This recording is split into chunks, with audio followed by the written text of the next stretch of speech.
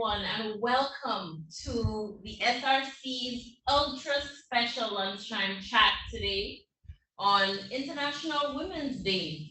Welcome to all of you women and to all of you men as well who want to participate in this session that celebrates women and looks at women in trade in particular. My name is Dr. Jani Remy. I am director of the Shridath Ramphal Center for International Trade, Law, Policy, and Services right here at the Cave Hill campus at the University of the West Indies, Barbados.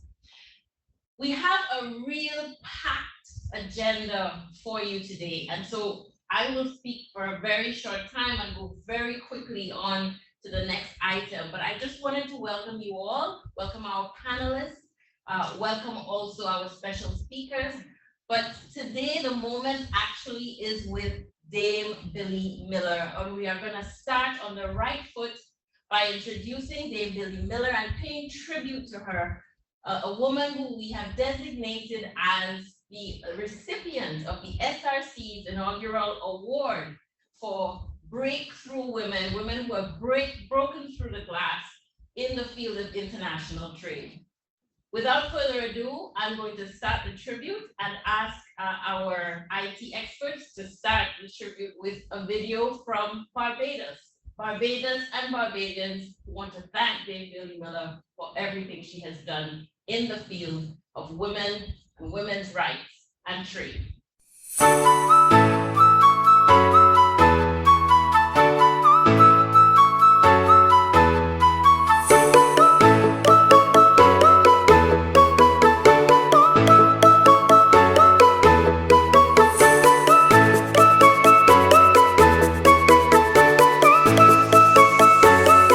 My dear friends, I'm delighted that the board and staff of the Shridath Ramphal Center have decided to honor my dear friend, Dame Billie, through voices of her colleagues, mentees, and admirers. I'm pleased, as I said, to be part of that chorale that recognizes her contributions in the field of international trade, but I dare say it was much wider than that. Dame Billie is a Barbadian living legend of her time. From politics to access to healthcare for women and girls, from representing Barbados at the highest level as foreign minister to serving as a mentor for many of us in the current Barbados cabinet, Dame Billie has contributed immensely to building our country, the country that we know today. She has given her life to the service of Barbadians with an absolute special love for the city of Bridgetown. For that and for me, that is even more special, as both my father and grandfather represented that constituency. From an early age, Dame Billie showed an interest in politics and people. She herself was a product of her family, with her father being in that first cabinet in the Barbados government. But even she may not have anticipated the achievements that she would come to own.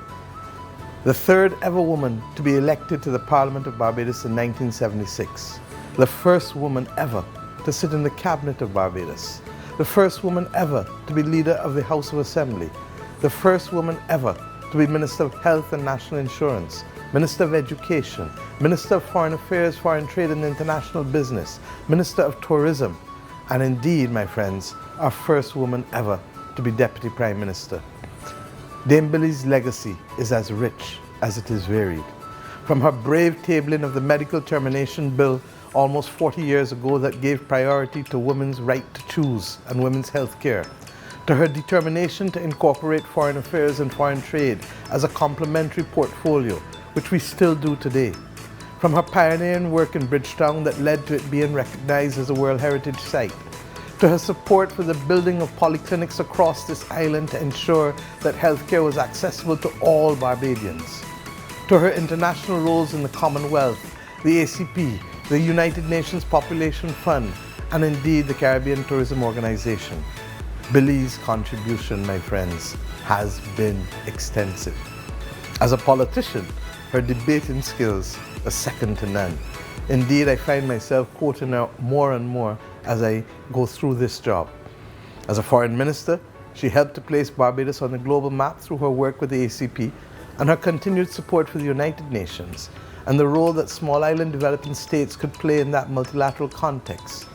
The United Nations House that we celebrate and use all the time is another part of her legacy, bringing the then Secretary General Kofi Annan here to open that house at the turn of the millennium. Indeed, let me say that one of her major achievements is also the recognition of being able to stay there as a strong and competent foreign minister for 14 years, one of the longest serving foreign ministers in the Commonwealth of Nations. My friends, this did not all happen by accident. It is almost as if Billie's future contributions were written in the stars.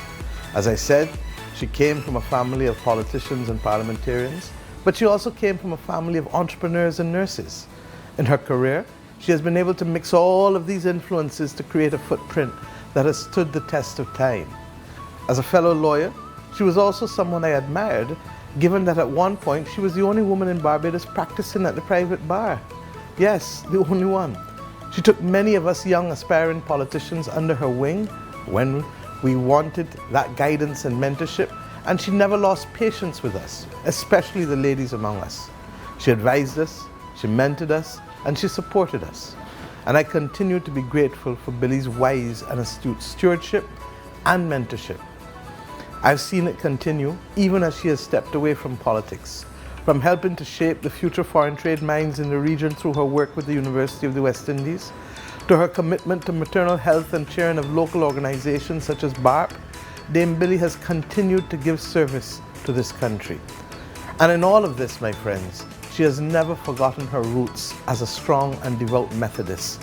And indeed, if you know Billie Miller, you cannot divorce her from that strong faith which she has. My friends, for this all, we thank her. Indeed, I thank her. Let me join the Shridath Ramphal Center in paying tribute to this great Barbadian woman who has helped shape so many of us and has thereby shaped our dear country, Barbados, for the better. Billie, we love you. Stay strong, stay healthy, and continue to inspire us. Thank you. Happy International Women's Day 2022. This year, I joined so many others around the world in celebrating phenomenal women.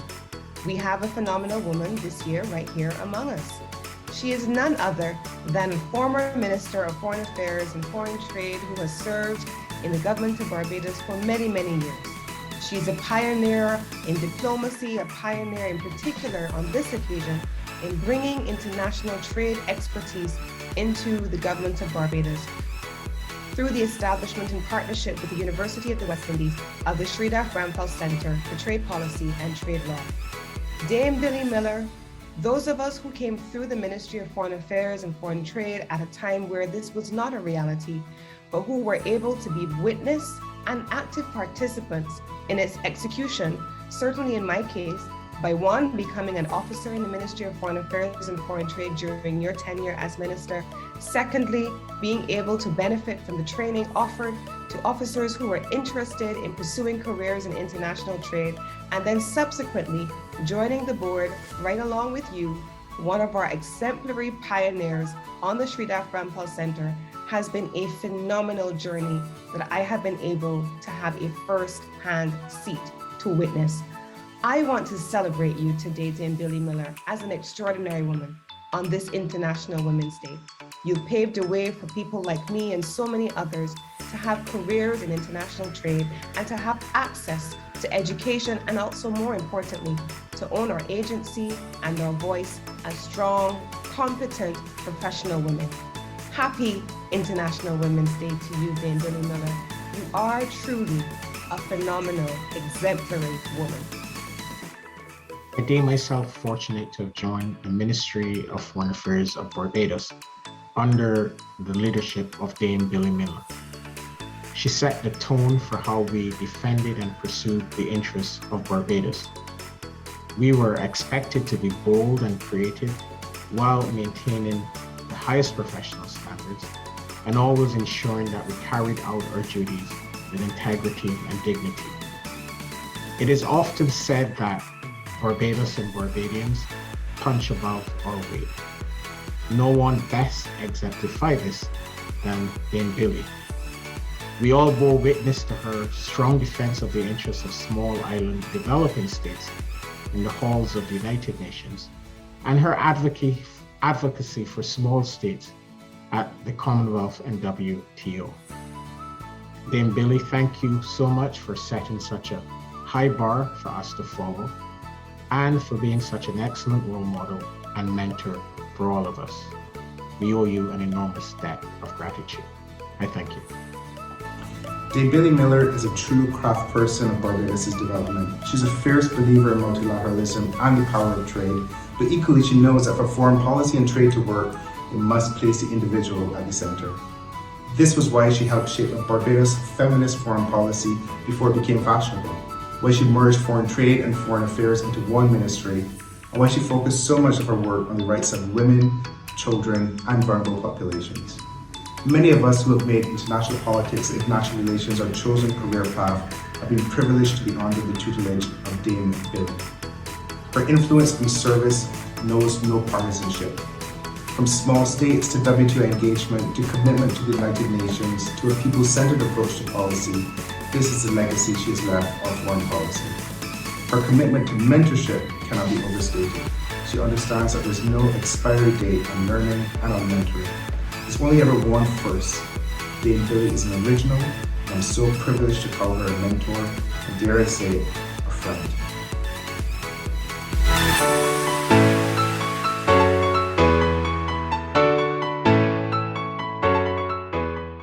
Thank you so much to all of those who contributed, not least the Prime Minister of Barbados, for these wonderful words. And thank you to Matthew Wilson and Jermaine Atwell for helping with the production of this video together with the SRC team. I'm not going to say any more, so much has said, but my principal is going to make some brief remarks just because Dame Billie served for 9 years as a board member of the Shridath Ramphal Center. So a few words from the principal, and then the floor is yours for your brief response, Dame Billie. Over to you again, Sam. On the occasion of International Women's Day, on the theme, Break the Bias, it is my pleasure, on behalf of the University of the West Indies Cave Hill campus, to bring our tribute to a remarkable woman, Dame Billie Antoinette Miller, whose achievements in public life are surely the apotheosis on the theme, as she broke the bias over and over again. I wish to highlight her first 2 ministerial portfolios in health and education respectively, that exemplified how she was able to break the bias in public life. For a start, when she first took her seat in the House of Assembly, Billie Miller was not only the youngest Member of Parliament at the tender age of 32, but remained the only female Member of Parliament for the next 18 years of her public life. Billie Miller brought a fresh woman's perspective into her ministerial portfolios, which axiomatically made her a transformative leader. As Minister of Health, she introduced the polyclinics into the healthcare system, thereby shifting the emphasis from interventional medicine to preventive medicine, entirely in keeping with modern best practice and very practical from a woman's perspective as the primary caregivers of most households. In the Ministry of Education, she again fostered the crucial linkage between the home environment and the school system by enshrining parent-teacher organizations into the new Education Act post-independence. Time does not permit a more fulsome exploration of Dame Billie's decisive interventions in public life. But let me add, from the perspective of the Cave Hill campus, our deepest appreciation for her long-standing service as board member of the Shridath Ramphal Center for International Trade Law, Policy and Services, where she contributed her unrivaled experience from postings in foreign affairs, foreign trade and tourism for the advancement of the Academy. Dame Billie Antoinette Miller, bias breaker extraordinaire, the UWI Cave Hill campus salutes you.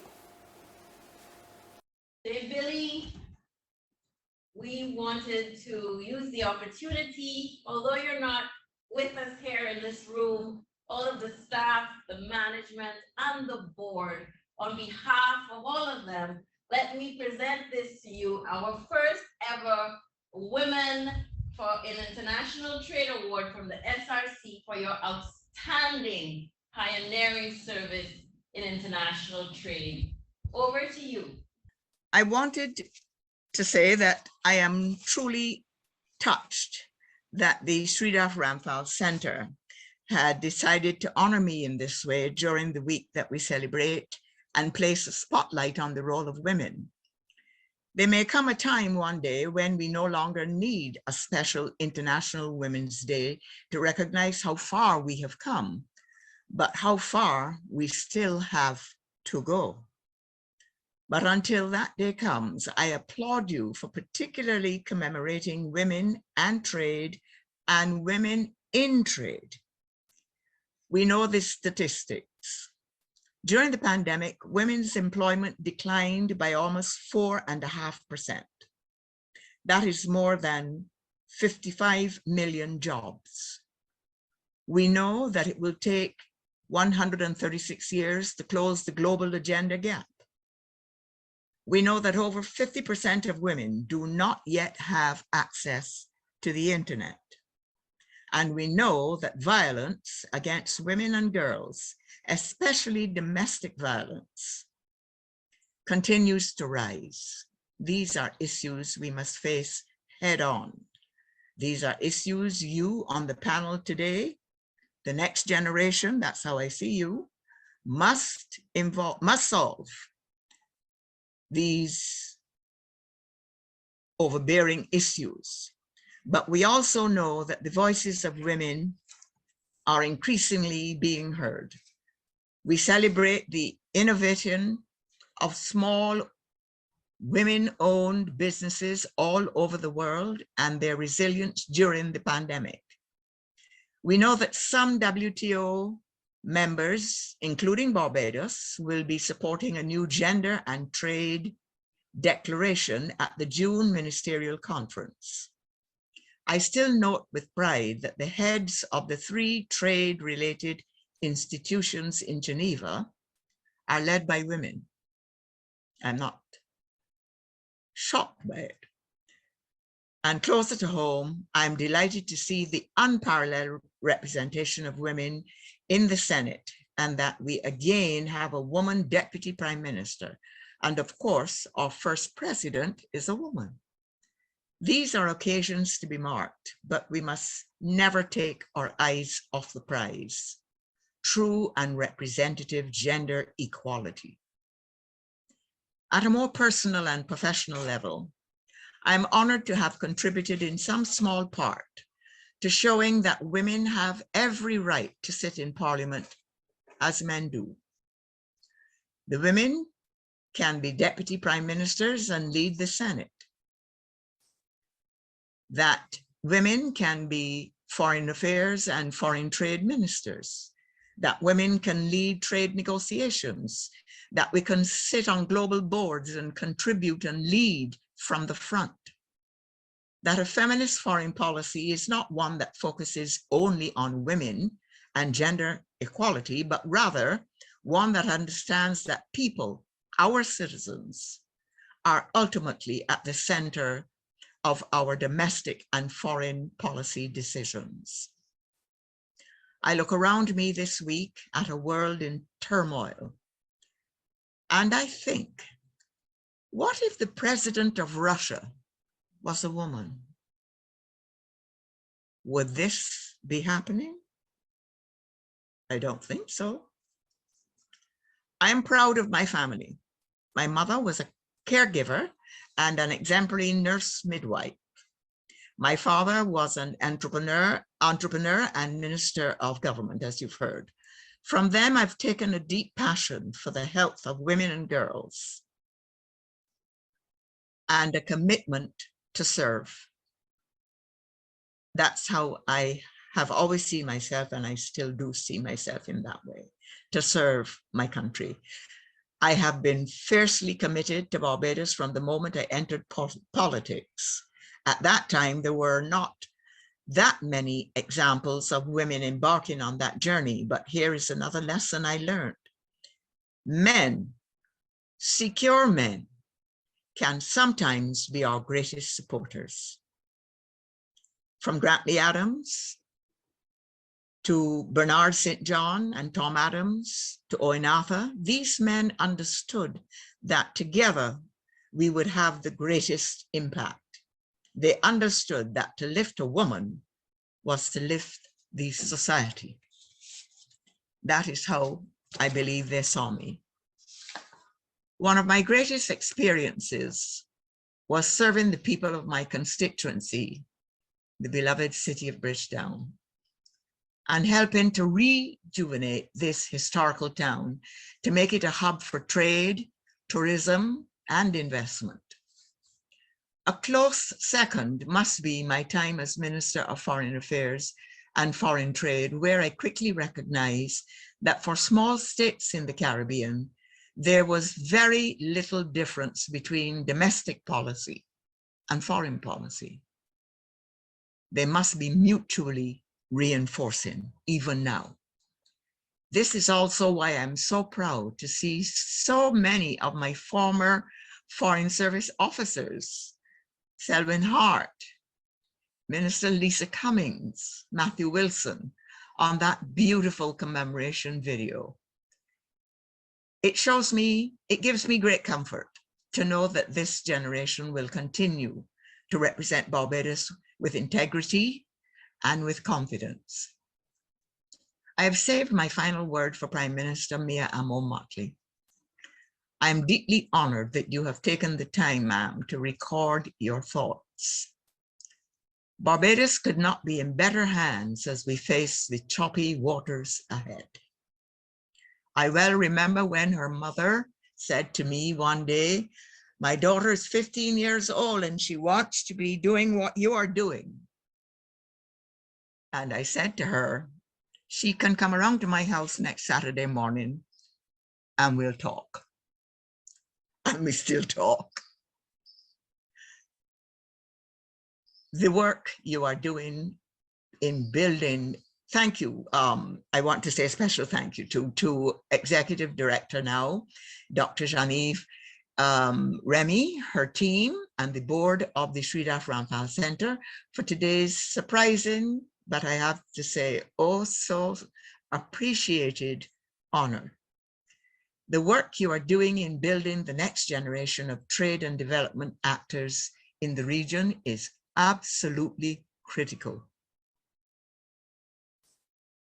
Ladies, I leave it in your hands. I thank you. Oh, Billie, that was heartwarming.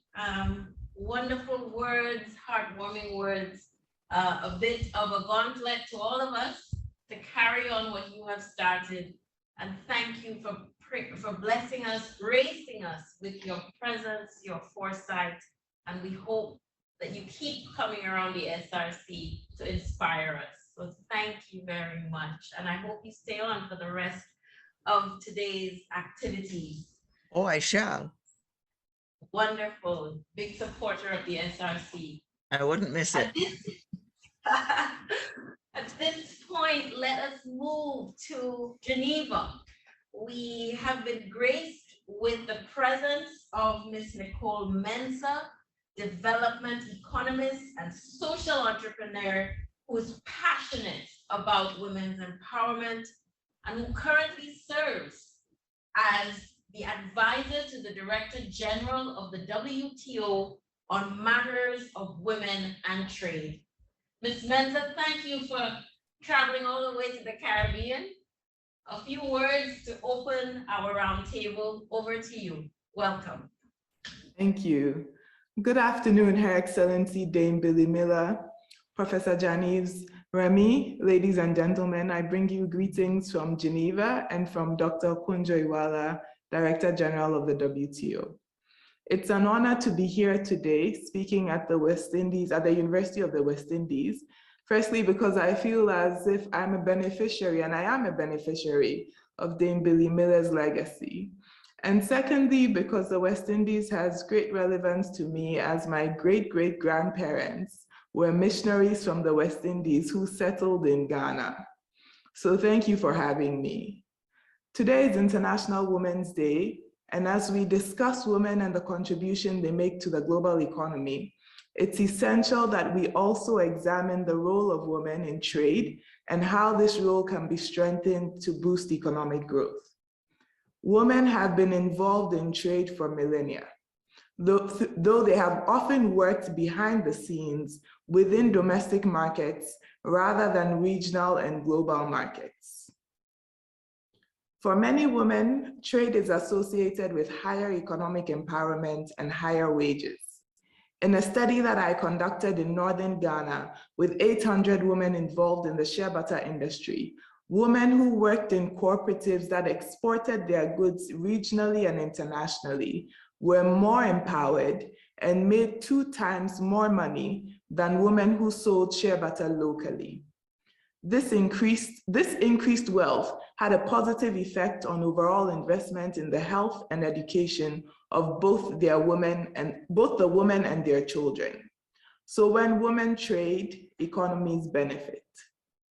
Despite this, globally, women are often overrepresented in informal jobs and non-tradable sectors, and only 1 in 5 export firms is owned or managed by a woman. In many other sectors, women have been disenfranchised from fully participating in and benefiting from trade.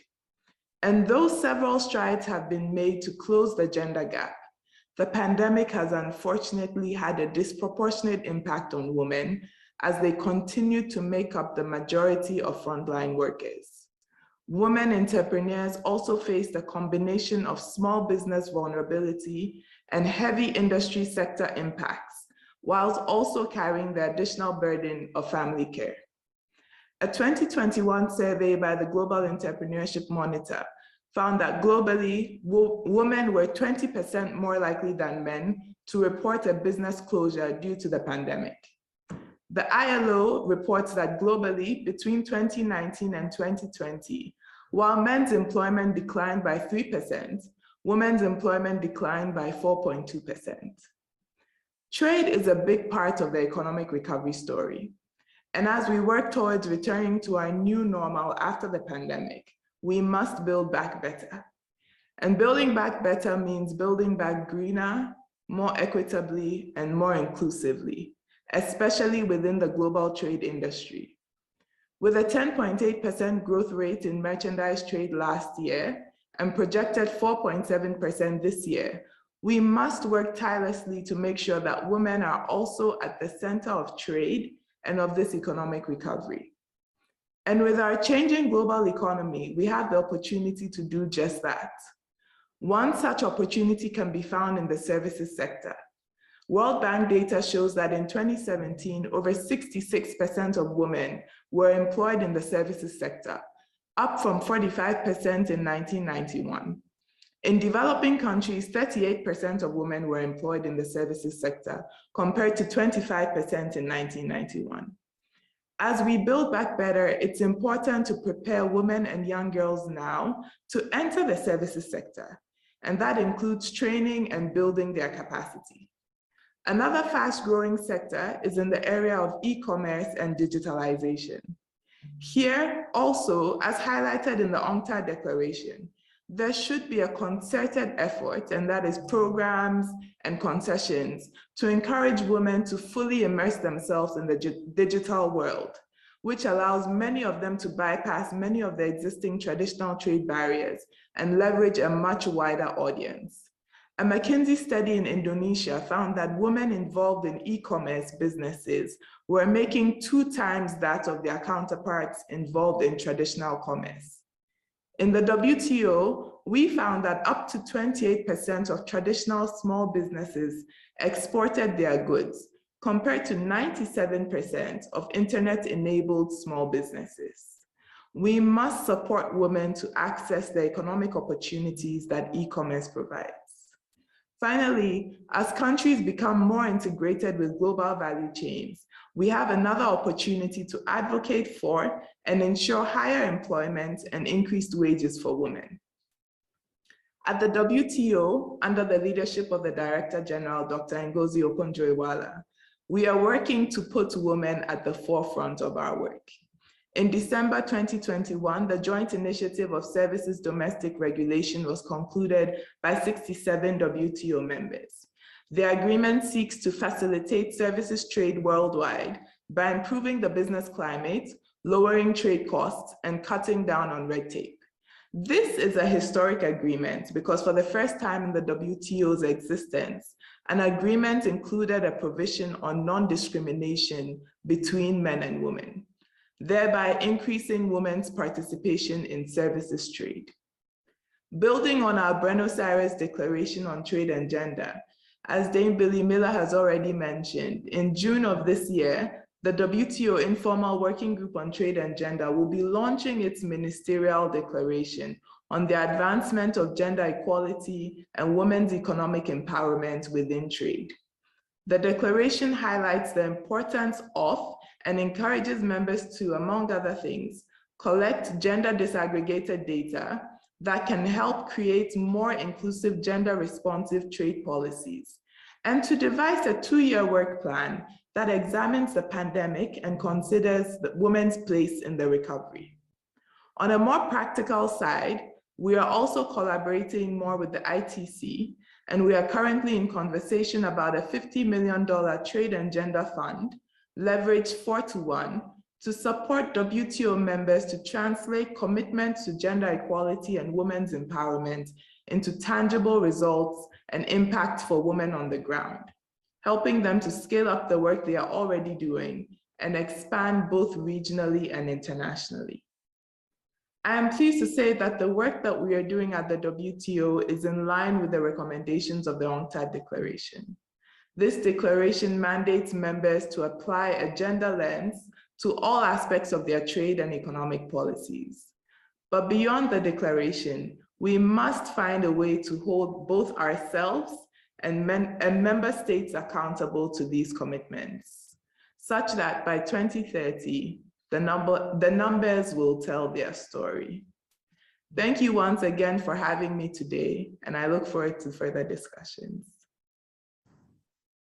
Thank you so much, Ms. Menza. What a wonderful way to open. And I also noted at the beginning, you said that your forebears came from Ghana.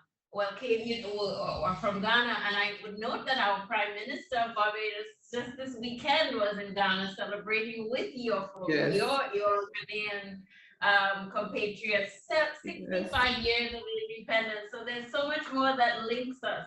Yes. And we are so assured that with you advising the DG, I've heard about the work you're doing also at the ITC, the work you did with women in Ghana on shea butter, that the fate of women in trade is in very good hands. So thanks for gracing us with your presence, and all our best to your DG and the cabinet in forcing through for MC12. Thank you so much. Without further ado, I really need to pass on to my colleague to start the roundtable discussion and leave you in her capable hands. Ms. Chelsea Bradford, over to you. Good afternoon, everyone, and thank you for that introduction, Dr. Remy. I'm delighted to be here among such an esteemed panel of accomplished women. So to provide a very brief introduction for the sake of our audience, I'm joined by Amrita Barry, who's the Associate Professor at Instituto Tecnológico Autónomo de México, Roberto Clark, who's the Commissioner of the Inter-American Commission on Human Rights, Vashti Guedin, the CEO of Trinidad and Tobago Coalition of Services Industries, who you may not see at the moment on the screen because she's in and out, but she will join us as soon as she can, and Shadia Gemma, attorney at law and consultant. I want to thank you all for taking the time to be here with us today. Now, because time is really limited and I really want to learn from you guys today and get the most out of this discussion, I'm just going to briefly contextualize today's roundtable, and then we'll jump right into the discussion. So during the 15th session of the United Nations Conference on Trade and Development, which was hosted here in Barbados last year, there was the inaugural Gender and Development Forum, which culminated with the declaration.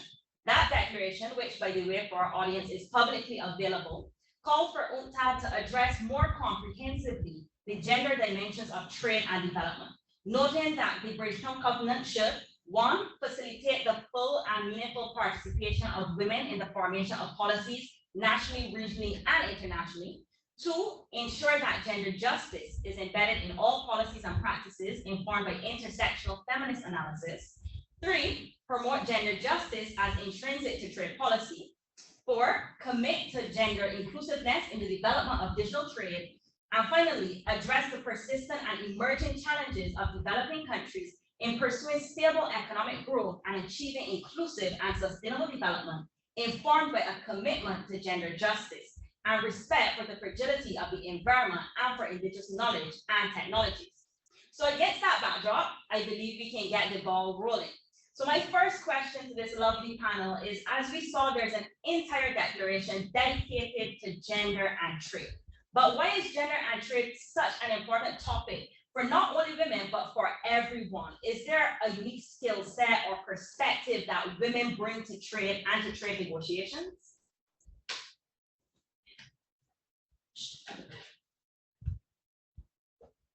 Anyone can feel free to have a go at this one. Good afternoon, good morning, good afternoon, everyone. I think that we have an arrangement on the questions, so I'll jump in. But before I do, I just want to join in the appreciation of Dame Billie. If you will permit me just 1 minute of that. I come from a Barbadian family with its share of very, very strong women who are hardworking, steely, determined, they're stoics, they're plain speaking, they're dynamic, and none more so than Dame Billie. Back in 1973, Billie, I don't know if you probably will not recall, or 74, I made an appointment to interview you for a newspaper at Queen's College called Breakthrough. At that time, you had already been breaking all the barriers, and you did agree for me to interview you. I was been 13 or 14, and already at that time you had such presence and, you know, quite inspiring. And I think that you've inspired many all through the years, not only in your demeanor, but in your determination to make a difference. So just thank you for that, and happy to be in this session with you. So yes, your question is, why is gender and trade such an important topic, not only for women, but for everyone? I want to just start off by saying that we speak a lot about economic growth and inclusive development, but for those of us who work in social justice and in the feminist movement, there's a big difference for us, you know, between the two. And we reiterate it all the time, and the difference matters.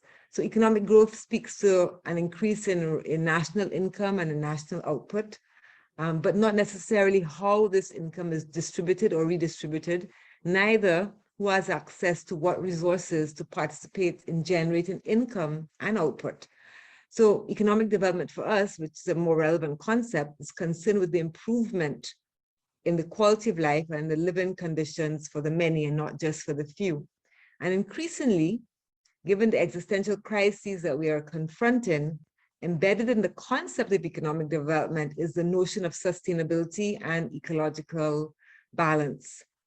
That, and you will see from the declaration from this inaugural Gender and Development Forum, the rapid production and consumption patterns which have and continue to deplete non-renewable resources and which contributes to the alteration of the climate must be contained. So those of us who do this work on gender and trade and gender development are not just concerned about gender equality, but how our participation can change the paradigm of development.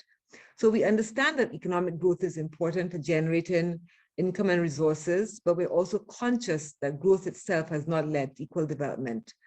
And so in countries like the Caribbean, and we have a particular history, which I think we share with many colonized countries around the world, we were reduced to producers of primary products, such as monoagriculture, and as a result, forced to import almost everything else that we needed.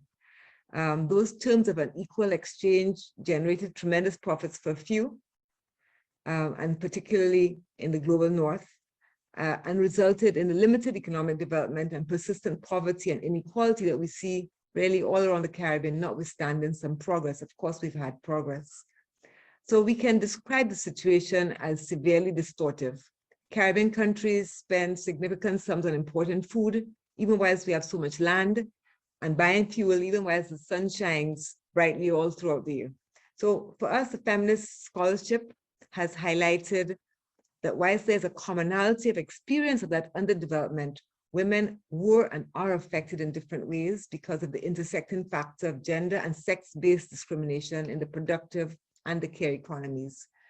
So notwithstanding the progress in education and the achievements in the labor force, our participation in the labor market is still characterized by segmentation, in which women are more likely than men to be in the informal economy, underpaid, working in exploitative conditions, and women continue to have difficulty accessing financing. Many remain in small-scale industries, often retail as opposed to production.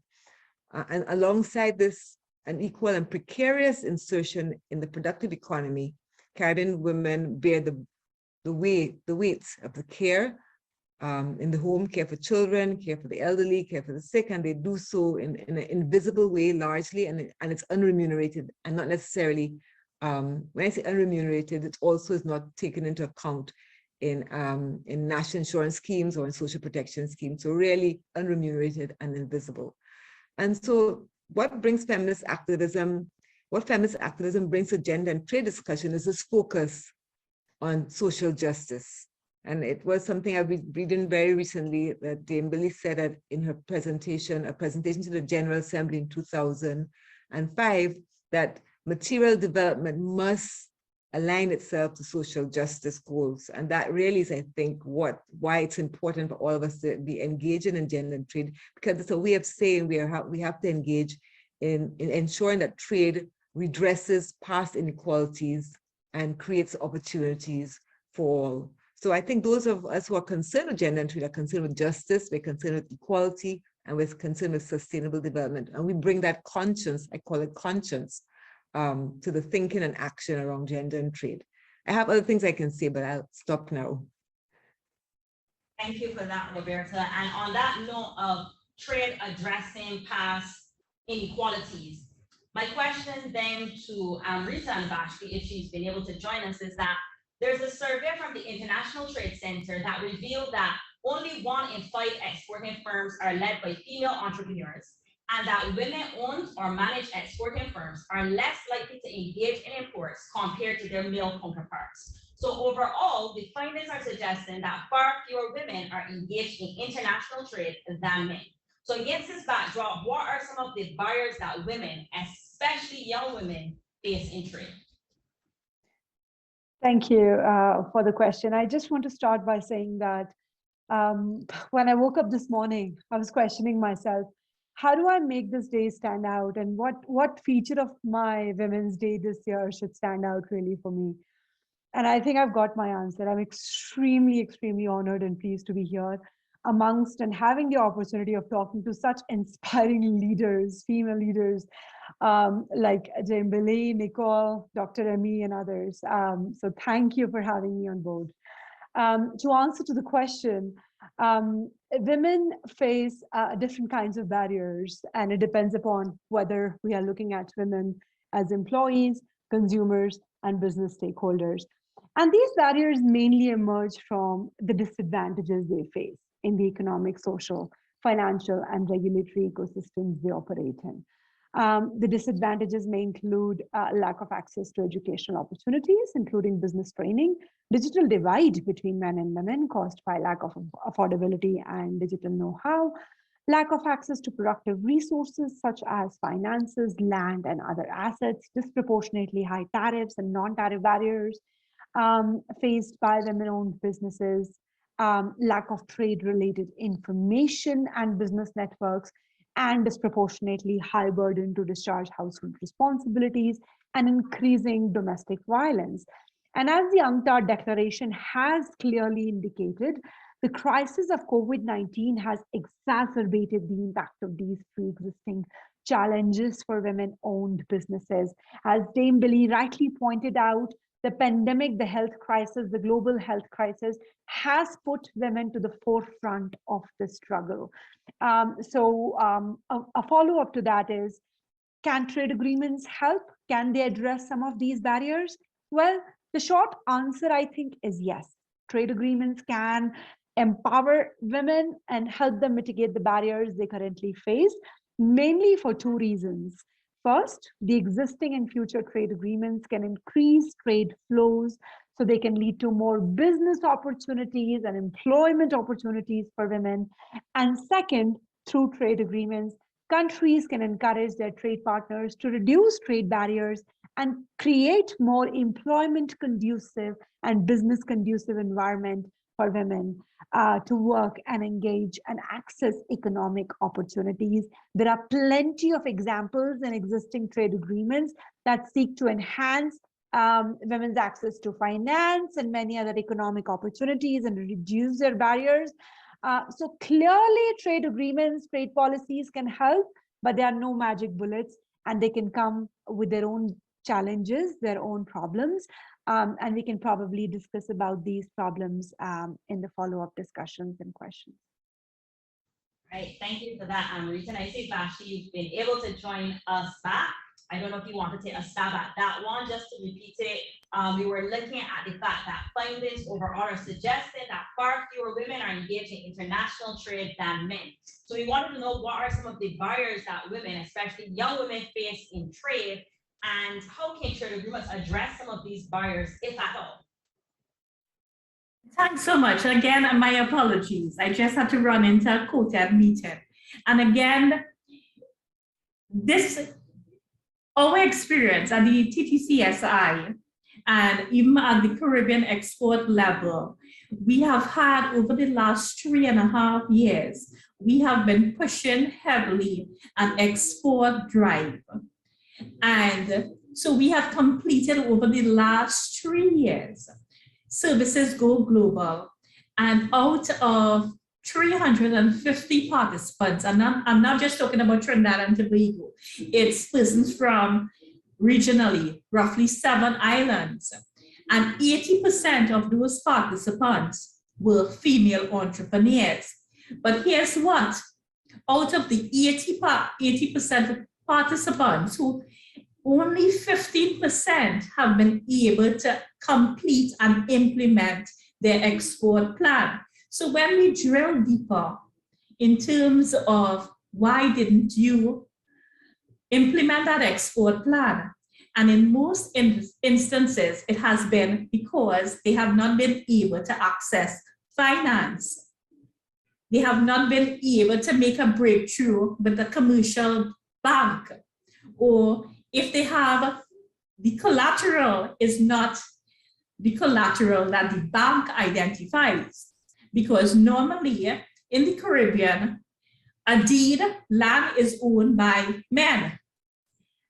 So that is a difficulty that they are facing. Now, Amrita spoke about some of the barriers, but I've been working closely with these women, and I have to say, we are not addressing some of the softer issues, which is that, and because most of these women are professional women, they don't talk about it, but they are facing issues at home because they may be shining more than their spouse.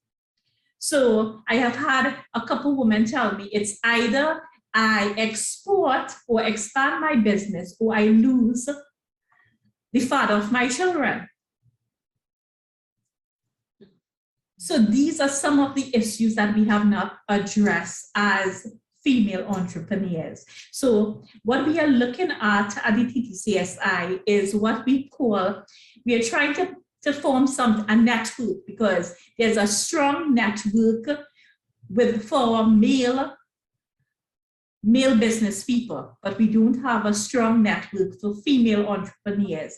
And I have one of my past presidents who is an excellent networker. And she would say that if you are not networking, you are not working. So what we are trying at the TTCSI is to introduce building the sisterhood of exporters, whereby female entrepreneurs could communicate and those issues that they are not willing to share. They have mentors within that network that can mentor them and help alleviate some of these barriers. And again, one of the barriers is confidence, is that they do not have confidence in themselves that, you know what, I could expand my business, I could trade not just regionally, but internationally. Thank you for that, Ashley. And I completely agree with you. And when you were speaking about that fact of having limited networks, it caused me to go to ways that we can actually empower females and overcome these constraints. And I thought immediately of digital trade and e-commerce. And I know in the room we have Shridath, who has worked in this space quite a bit. So my question then to her would be, digital trade and e-commerce has been touted as an available avenue for the economic empowerment of women, primarily due to its ability to overcome time and mobility constraints, some of which Vashi would have spoken to just now. When women often have to decide between balancing family life and balancing work life. However, the declaration itself speaks to the growing digital divide where women around the world lag behind men in their access to modern technologies. How can we close this divide in order to better integrate women into the international trade landscape? Thank you. I think that that's an excellent question. And I'd like to approach it by firstly pointing out the fact that even as the world becomes more digital and we're implementing more technology, a lot of the fundamentals remain the same. Ultimately, that's the answer to the question in a nutshell. The fundamentals remain the same, and we ultimately still have those challenges, the same challenges that we're talking about when we talk about breaking the bias, those that exist regardless of the realm of operation. Before I go any further, I really want to take the opportunity to echo the sentiments of my fellow panelists in congratulating Dame Billie Miller this afternoon, sorry. Certainly for me, you are a legend, and it is a great privilege to be with you and these other esteemed ladies here this afternoon. From my perspective, I think it's really important to acknowledge that generally speaking, not just in a trade context, but generally speaking, to navigate the world as a woman is to be constantly reminded of the imperative for inclusivity and equity. And that's why we even need initiatives such as International Women's Day, because we need to shine a bright light not only on the strides that have been made, but also how much further we have left to go. So even as we commemorate today the social, political, and economic achievements of women, and we're putting this in the context of trade, and we're even advocating for equal treatment and representation, and these fights that we are fighting on multiple levels in different spaces, I think it's important to see, even this theme of break the bias as both a call to action and a promise of sustainable development, empowerment, and above all, opportunity. And if you're going to facilitate women in trade and really address the fundamentals, you have to identify and confront the barriers to entry and to growth that are both seen and unseen, formal and informal. So for example, we need to acknowledge that there still in 2022 are gender norms that dictate that facilitating women in trade includes considering and facilitating healthcare, childcare, equipping their romantic partners with the tools to support and help them navigate their entrepreneurial journeys and the demands that come from being a woman in trade. And for example, the other sides of that challenge where, for example, you have mother's guilt in the fact that you have to lean in. Some people say that you have to work as a woman twice as hard to get half as far. That's a reality. And if you have to work twice as hard to get half as far in the same 24 hours, and you have a child on top of that, and society is saying to you, mothers behave a particular way, partners show up in relationships in a particular way, those are some of the more informal challenges. So I know that you've asked about technology and dealing with the divide. this morning, I had the opportunity to moderate a discussion on behalf of 10 Habitat. And we had Marla Dukaran on that panel. And Marla shared a statistic that to me was quite shocking, that in this region, women invest about 90% of their earnings back into the family and back into the community. And in comparison, men invest about 40%. So when you think about that, you could appreciate the imperative for, you can appreciate, for example, why women may not be able to participate from a technological perspective on the same level as men, but also you appreciate the imperative of facilitating women in trade, because the more women trade, the more the community benefits. Thank you so much for that, Shadi. And I couldn't agree more. I just want to pause to see if any of the other panelists wanted to contribute to that question or anything that Shadi said so far before we move on to the next question. And Dame Billie Miller and Ms. Nicole Menji, you can also feel free to participate as well if you wanted to share some insights as we go on as well. All right. So moving along, earlier, Roberta, you would have spoken a lot about social justice, but throughout the declaration, there was this repeated mention of gender justice over and over. But for the sake of the audience and myself, what does that term really mean in the context of trade and development today?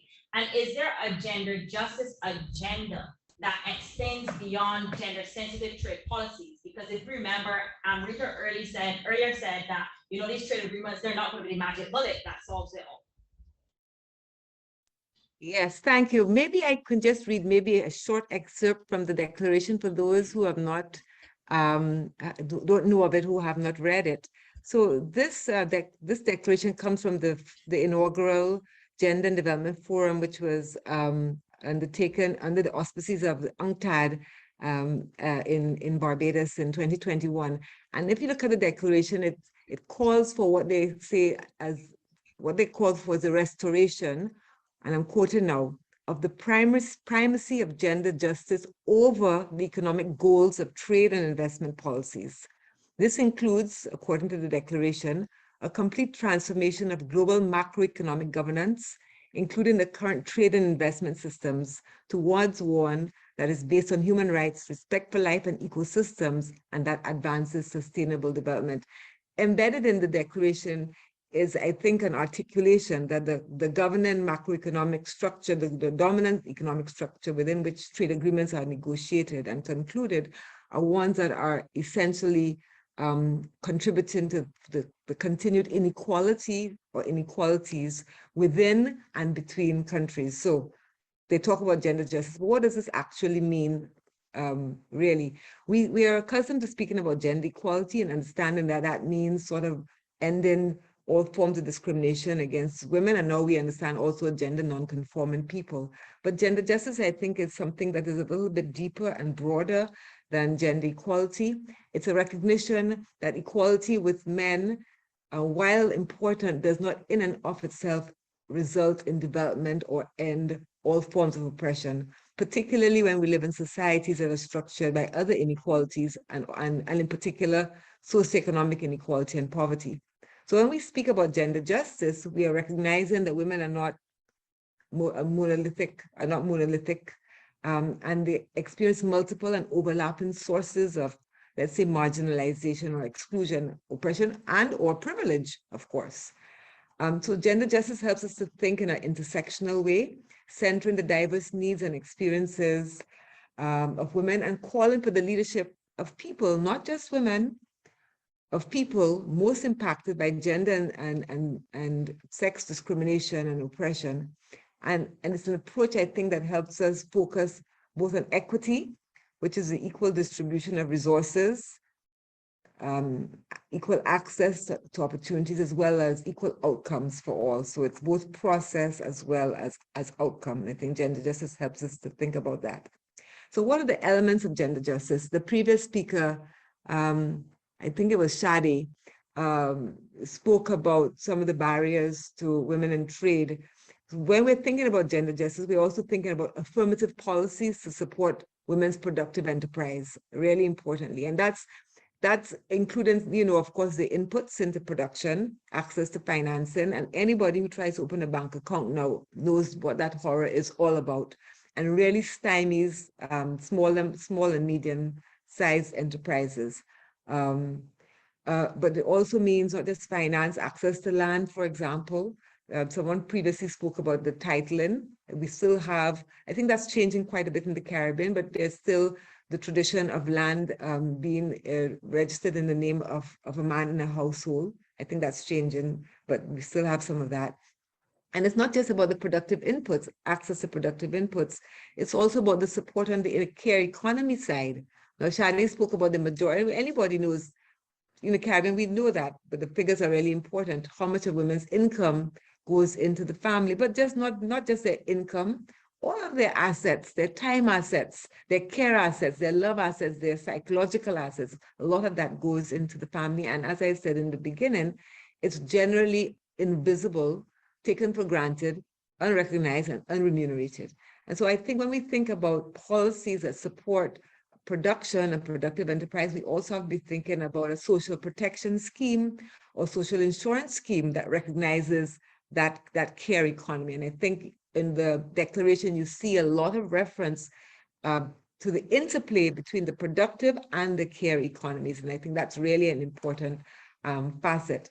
Then we also think about trade rules that should not increase protections for multinational corporations, especially those who are avoiding taxes. We understand it's a hard road to, to row, as they say. We want to attract foreign direct investment. We want to make it as easy as possible, but all that can continue to recreate inequalities and also to oppress and diminish sort of local industry development. One of the things that I heard years ago in relation to Haiti, under the trade agreements that Haiti was part of, Haiti, one of the poorest countries in the world, they had to remove all of their protections, their tariff and non-tariff barriers. And that, in relation to rice production, Haiti was self-sufficient in rice production. They were forced to remove their protection on their rice. They got the subsidized rice from the United States, where the farmers are subsidized, flooding the rice market in Haiti, and they demolished the industry, the local industry. I think that was back then. I'm not sure what's happening now. So we also have to think carefully about the rules, how they protect multinational corporations, how they protect countries from the companies that come from the global north, and they undermine the environment for enterprise to grow. And of course, if you are, experiencing intersectional inequality, it's very hard for you to deal with the multiple levels of power in the global economy. And I think kind of really essentially thinking about trade policies that meet the sustainable needs of the countries. There's this concept, and those of you who are trade specialists can tell us a lot more about it. Globalization was really meant to ease the movement of capital. And it's kind of a race to the bottom where they keep talking about the comparative advantage. So your comparative advantage is cheap labor. How would you ever develop like that, right? So we talk about challenging the macroeconomic, the political economy at the macro and macroeconomics at the global level. And I suppose that's what we're talking about when we say gender justice. It's not just adding women to the pot and stirring, but changing the shape of the pot, changing what you do with the pot. Thanks. So on that note, in terms of not just adding women to the pot, but changing the pot, my question then going upward to one of the trade experts, Vashti. According to the declaration, the world's women are demanding a radical restructuring of multilateralism and the global political economy to ensure that the benefits of the world's resources accrue to the majority and not the few. So I want to spend some time then addressing what this radical restructuring, in your opinion, would look like, and the tools needed to achieve the goals outlined in the declaration, and some of the factors that Roberta would have just mentioned as well. Sure, Chelsea. That was indeed a mouthful. And I have to say, I started off my career in academia, employed at the Arthur Lovejock Global School of Business. And following that, I went on to the Trinidad and Tobago Chamber. And in essence, I had to relearn everything when I started working at the chamber, because that statement, if I were to go to the private sector, they will say, what exactly do you mean by that? So let's dissect this. In essence, what I think we are trying to, why isn't it working for women? Because most women are employed in the services sector. Just at the hotel meeting that I was at before, roughly the services sector account for 66% of GDP regionally. Roughly 70% of the services sector in the region are owned and operated by women. But here's what, the institutions that we have in place that govern services have been designed for manufacturing and for the energy sector. So obviously, it's not working. How do we know it's not working? Because most of the service providers, most of the females who operate in these industries operate in the informal sector. And here's what, it's not simply because they do not want to register their business, but the approach, the whole mechanism, the business processes are very archaic, because a micro or small business owner cannot give up one full day. They are losing income if they have to go 2 and 3 times to register a business. So we need to address that. We need to look, when we talk about the radical shift, we need to look at the institutions that govern these, that govern the whole services sector. It has to be revamped. So that is what I think, that we need some radical shifts there, because it's not a one-size-fits-all approach, because what works for the manufacturing sector would not work for the services sector, because services, it's very diverse. What you have medical practitioners, you have woodworkers, it's very different. So the whole institutional arrangements has to be rethought. Agreed. And I think, as you said, it needs to be radical. One thing that's pushed us to think more radically is this COVID-19 pandemic that we're still feeling the effects of. So my question to Amrita and Shridath is, how has the pandemic affected women in trade? We've heard a bit about that from Ms. Nicole Menza at the start. But are there any lessons to be learned from coming out of this pandemic that we can use to better integrate women into the international trade landscape? And this discussion, if possible, I'd also like us to touch on the importance or the relevance of remote working policies for females.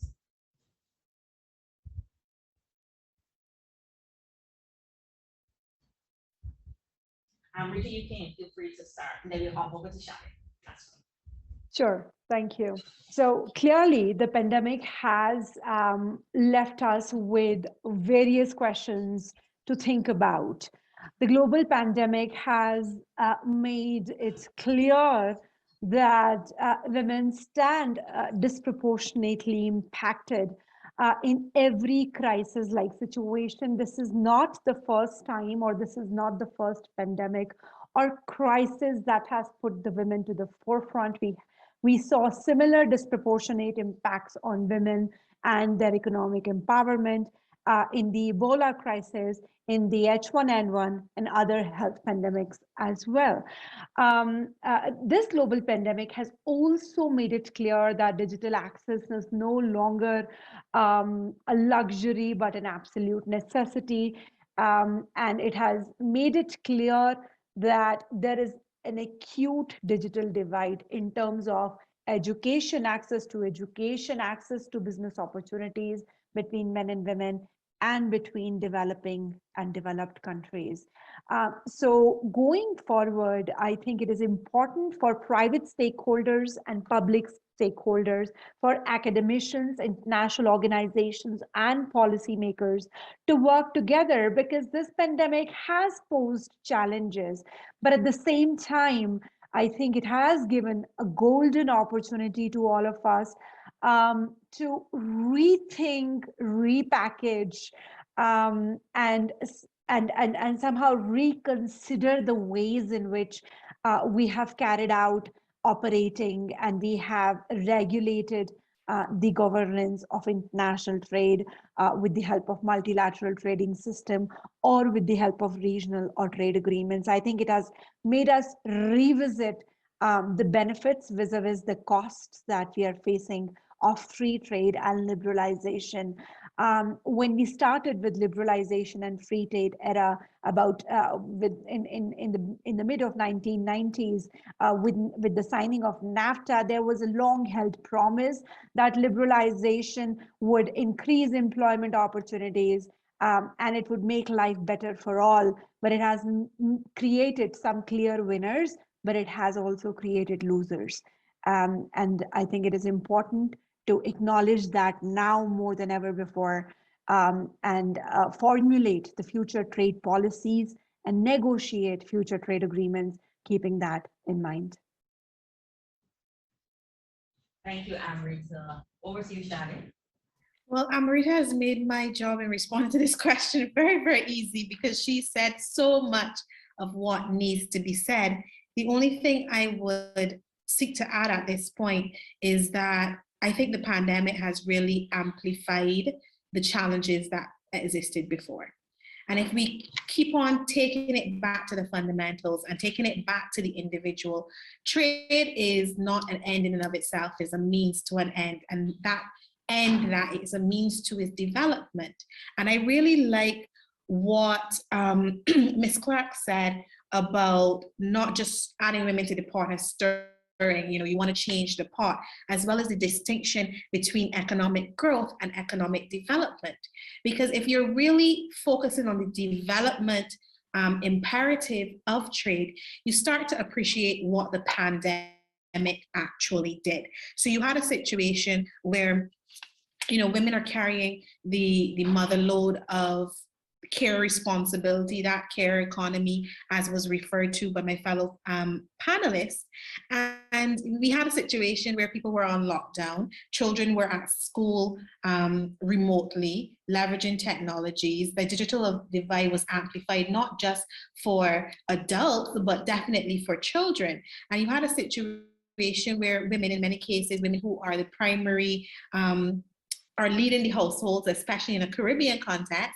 They're leading households and they are working full-time from home and also parenting full-time because the children are there. And that has an impact of amplifying the challenges that being the main caretakers in society actually places on women. So, and then on top of that, in the context of lockdowns and curfews, we saw that silent pandemic of increasing gender-based violence. And that is now layered on top of the other systemic challenges that present for women in across the spectrum, but in a trade context where we appreciate that trade is a means to an end, it really is particularly challenging. And I think it's emphasized that we need to make some systemic changes and to create the infrastructure to support, and also from a cultural perspective, that we have some cultural norms that need to evolve if we're ever going to be able to leverage trade in a Caribbean context to the extent that we need to, especially appreciating our particular family structures and the fact that oftentimes this burden is disproportionately carried across the genders, and even for gender non-conforming persons and persons who are marginalized largely in our society.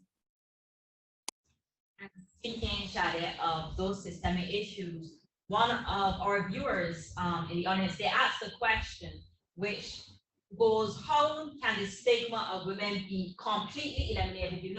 This year the theme is breaking the bias. So we're seeing more women excelling in different fields, whether it's politics, leadership, trade negotiations, international business, etc. But that glass ceiling still has not been shattered. So they would like to know what's really needed to give that final push so that women can really be meaningful contributors in all sectors of society, not only in trade, and get a greater visibility as well. And that's for anyone as well. Go ahead. Madam Chair, Yes, if I may, I'm afraid I have to leave you now. And thank you all again. I'm not going to forget today. Thank you so much for your time. You're today. very welcome. I appreciate it. Bye. Bye-bye.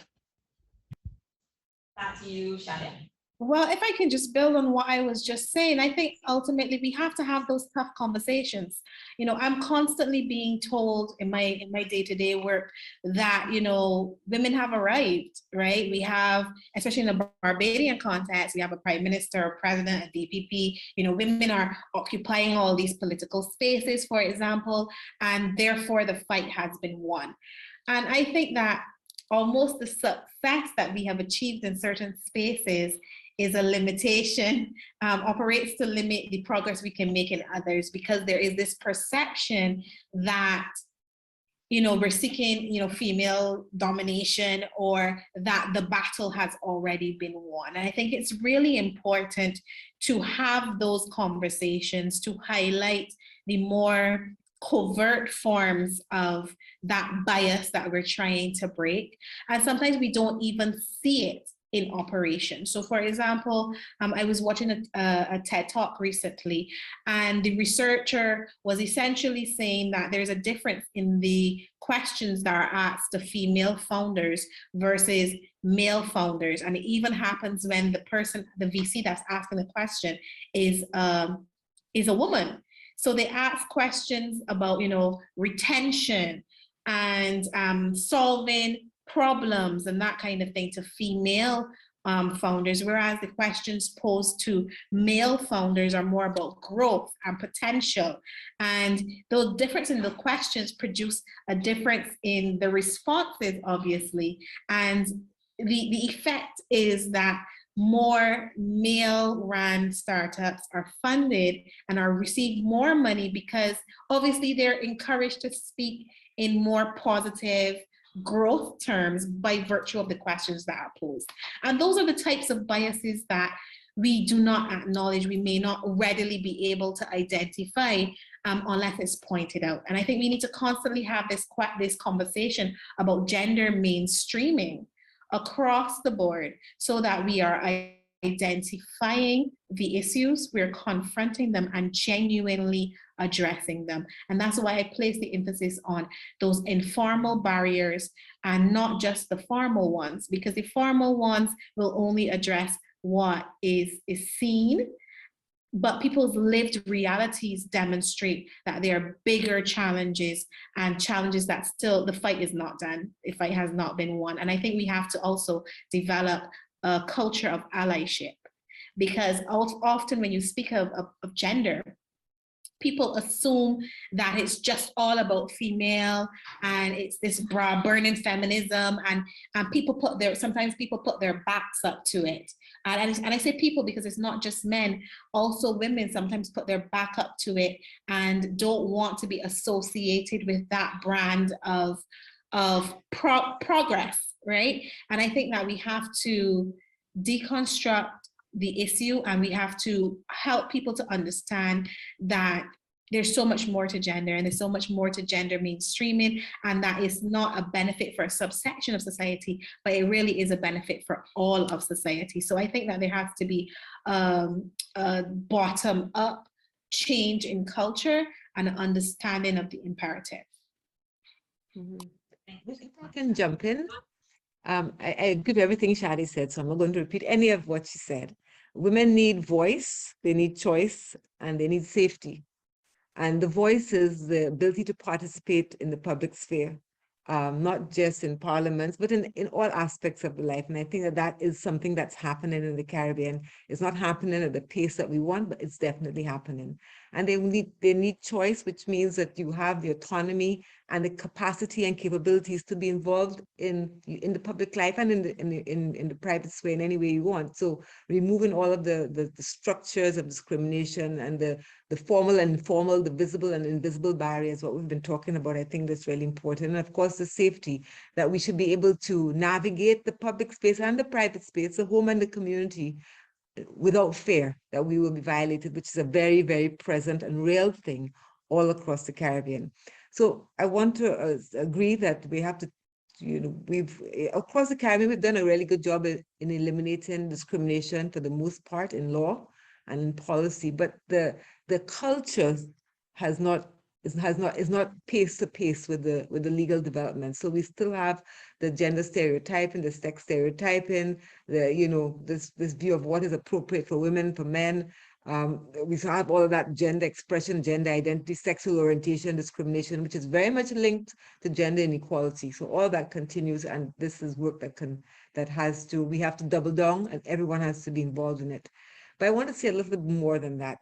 I think when we have our voice and we have the choice, we also have to take on the whole thing. Again, it's not just about having more women. It's about women using their agency to reimagine the world where more people are experiencing a decent quality of life and security rather than a few people. That we have to be thinking about how do we use our power to articulate a vision of redistribution. Yeah, ecological balance, environmental sustainability. This is the moment that the world needs all of our energies and women's energies to do that reimagining. I mean, Dame Billie spoke about, I believe it was, if the president of Russia was a woman, would we be in this situation? I'm not saying that women are innately more peaceful than men. I'm not sort of deterministic about it, but certainly the nurturing, the culture we have as nurturers means that we have to be thinking a lot more about other people in the cared way, because that's that's part of the role, the traditional role of women. But we now have to take that understanding of nurturing and caring, that interdependence, that solidarity, and bring that to the public space and public policy, which is what I think we're doing here in this conversation, trying to reimagine trade policy that is redistributive, that takes us to social justice, and still keeps us safe from, unalterable climate harm. So yeah, I mean, the breaking the ceiling, however you characterize it, glass or concrete or what, it requires that we are all involved. And not just we. Shade talked about allyship, I think you said, Shade. And it is for all people, because this cause benefits everyone, boys and men as well. So yeah, we have to just keep plugging on and be hopeful and optimistic and determined. We can't at all be cynical or, pessimistic. It's not the time for that. Positive way forward only. Rita, I saw you had your hand raised. You can go ahead. Yeah, just a very quick intervention here. We're talking about gender mainstreaming in the trade policy context, and we understand that it has become a very important issue that has come to the forefront, especially in the last few years.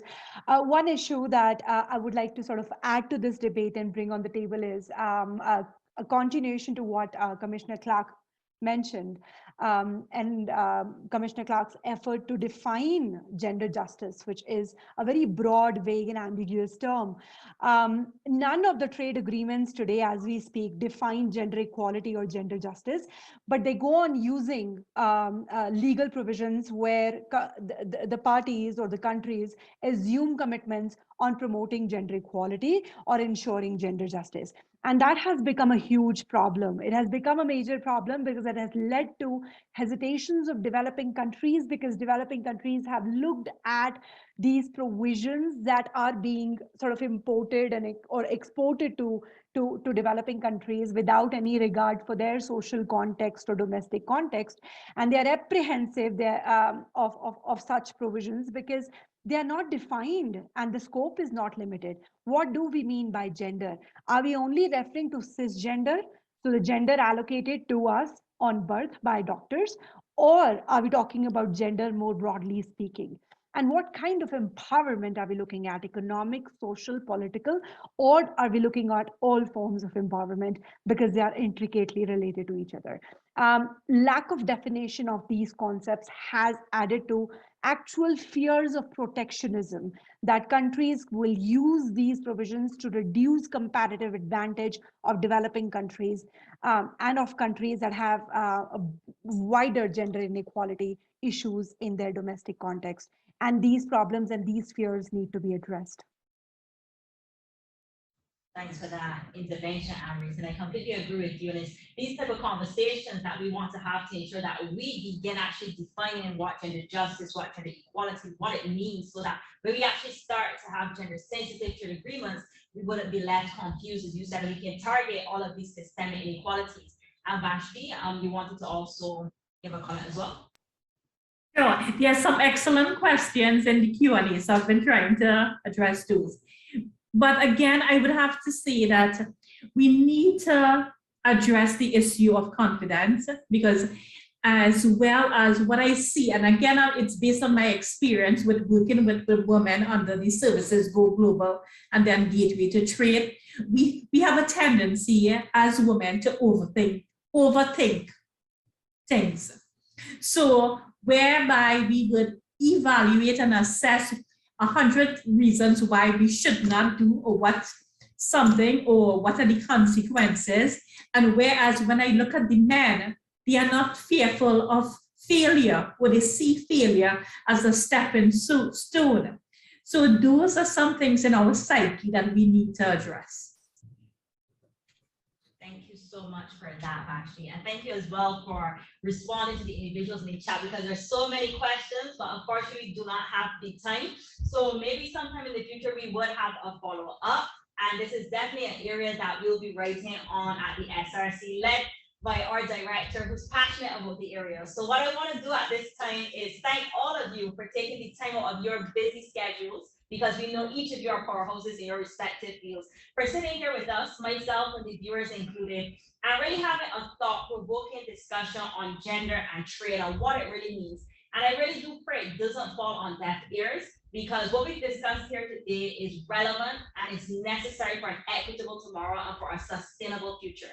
So thank you all once again, not only for today's discussion, but for paving the way for other women to come.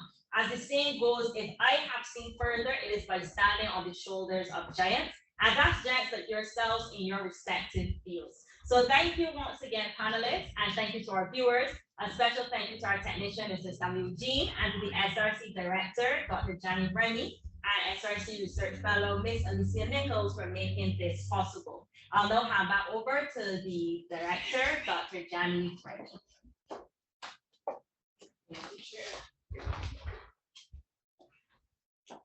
Well, Chelsea, as you can see, we have young upcoming powerhouses at the SRC. She did all the closing for me.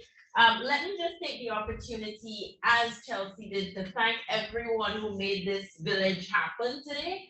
I want to thank those from my staff at the SRC, Alicia, Chelsea, Tanil, Andre, all of those who worked really hard to put this on. I know it's not okay to thank your own staff, but I really do want to thank them for making this happen, and all of the beautiful things that you see on this table and all of the beautiful questions generated as well. I want to thank our IT experts. I want to thank Jermaine Atwell, who helped with putting together a lot of the tribute to Dame Billie.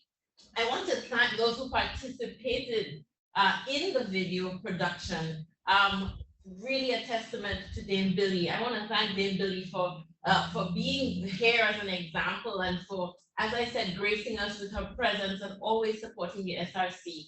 I wanted to close also with a couple of, and I wanted to thank also, of course, the panelists, without whom none of this discussion would have been possible, and to our avid SRC supporters and audience today for once again turning up and being here with us. I wanted to actually thank the panelists, and I'm going to close on this, for raising some real issues. The discussion for me was real. We took the lofty discussions about the declaration and you personalized it to all of the audience who can listen and actually understand some of these broader context discussions that are happening at the WTO and what it really means for us women in the Caribbean. I think you also broke the bias. What do I mean? There's a lot of bias around just talking about women's issues. I think there's a big problem that we've seen, and I saw it recently, and I want to say that people often say that women have gotten to where they need, and we need to look at others in society who are equally vulnerable. I don't think the discussion we have today comes at the expense of broader social ills that continue to pervade society. So us speaking as people concerned about women issues doesn't come at the expense of others. And secondly, I think we proved today that gender and trade are important discussions to have. So what is the relevance of gender in trade and trade in gender? I want to thank my students in cohort 19 who were part of the guinea pigs for the Women and Trade in the Americas webinar that we had, where we started to think about how the Caribbean and Latin America can do more in mainstreaming gender. I want to also encourage you to turn out tonight for a discussion that the Caribbean Women in Trade is having with Ms. Miriam McIntosh on accessing finance. That's the first step to trade, is to actually access finance. And I want to encourage all of you to continue caring about these issues, because ultimately women and trade translates into better societies, more developed societies, and an inclusive development agenda. So thank you all. Keep watching the SRC, keep supporting us, and have a wonderful Women's Day and break the bias any way you can. Thank you all.